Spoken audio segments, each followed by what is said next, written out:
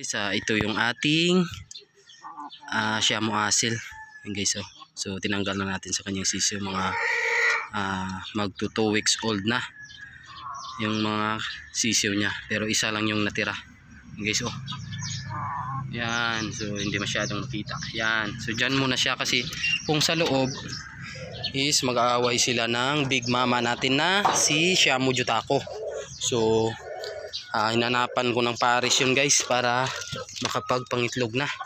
So hopefully mangitlog na siya ngayon guys, kasi umaakyat na siya ng pugaran. So yan, so yan guys, papakita ko sa inyo.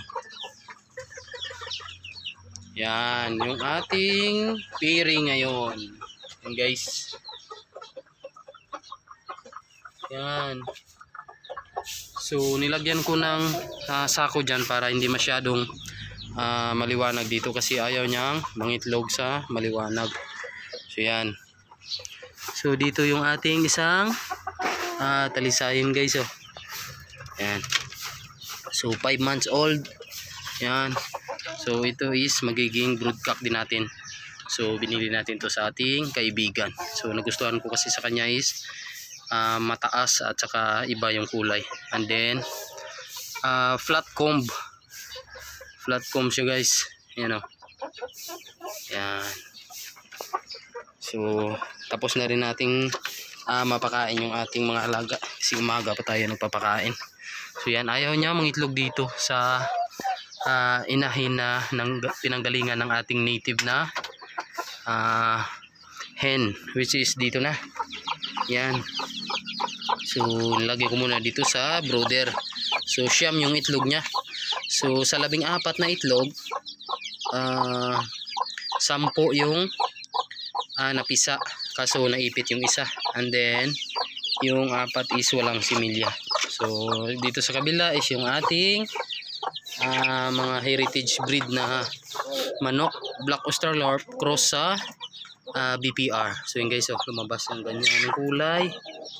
Yan, 3 weeks old. Yan guys, ganda yung kulay, balik. So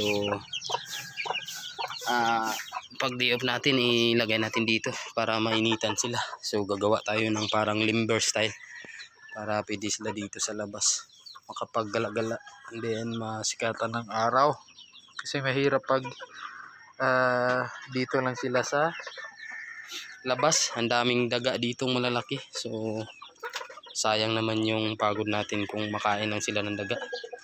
So yan, parang hindi komportable yung ating inahin. Yan, ang ganda naman ng pugaran niya guys, malaking hen yan guys. Yan yung ating big mama, kung tawagin big mama na natin tawagin yan guys. Yan, Siamo Jutako. Yan, ang ganda ng kanyang postura. So yan, dito yung ating stag. So tumitilaok na din to kanina guys. So hindi ko pinakawalan dito sa labas kasi nga meron tayong isa dito na yan, nag-aaway sila. So nagpang-abot nga rin nga sila nito. So tingnan niyo yung mukha niya.